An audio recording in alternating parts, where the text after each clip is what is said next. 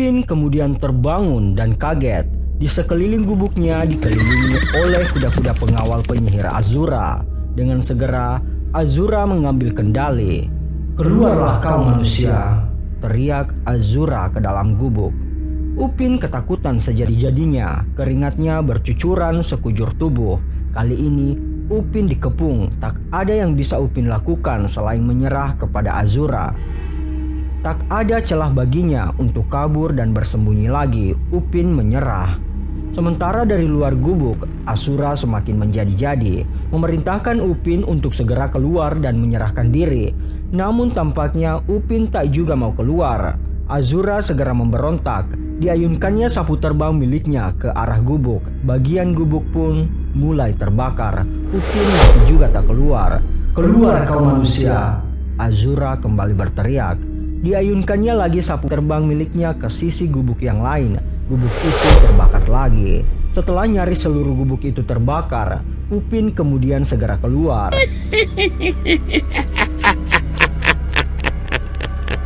Tawa Azura setelah melihat Upin mulai keluar. Diperintahkannya kuda-kuda jelmaan itu untuk mengangkut Upin menuju istananya. Upin mencoba melarikan diri dari gerombolan pasukan Azura, namun apa daya, pasukan Azura sangat banyak dan sakti. Upin kemudian segera ditangkap oleh pasukan Azura. Azura kembali bergumam senang.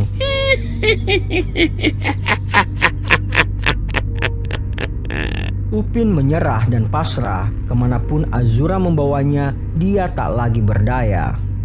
Azura dan pasukannya yang membawa Upin segera meninggalkan tempat itu menuju istana Azura.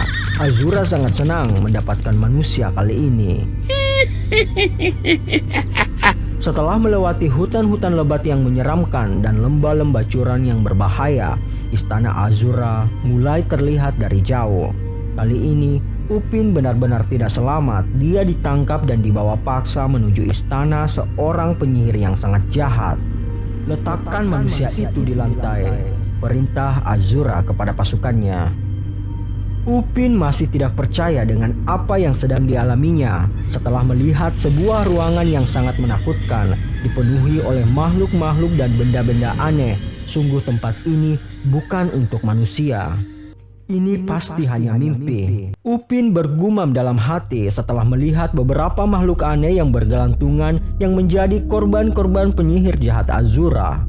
"Kali ini aku mendapatkan manusia dan saya akan segera menumbalkannya dan saya akan tetap hidup selama ribuan tahun lagi."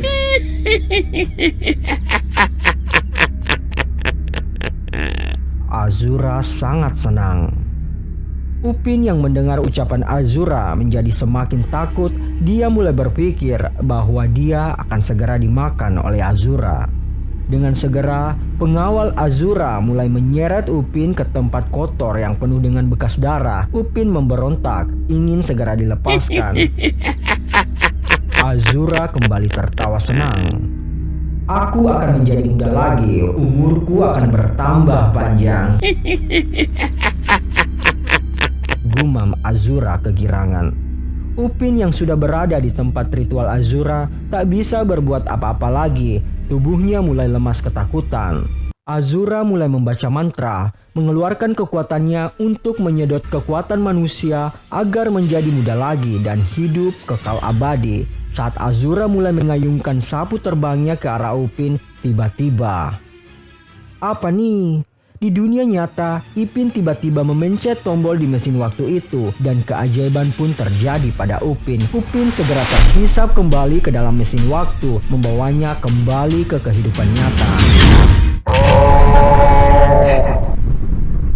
Kemarahan Azura menggegerkan seisi hutan belantara. Manusia buruannya tiba-tiba menghilang saat Azura mengeluarkan seluruh kekuatannya untuk menghisap kekuatan Upin. Upin seketika hilang dan kembali ke bumi. Sementara Azura kehabisan tenaga. Dia tersungkur lemah, tak berdaya dan kemudian meninggal saat itu juga. Kini Upin telah kembali ke dunia nyata bersama teman-teman dan keluarganya. Sementara penguasa kegelapan Azura telah meninggal dan kutukan-kutukan yang ada di hutan itu segera terbebas. Para makhluk-makhluk yang telah disihir oleh Azura kini kembali hidup dan semua menjadi normal dan bahagia tanpa adanya penyihir jahat di hutan mereka lagi. Cerita pun berakhir.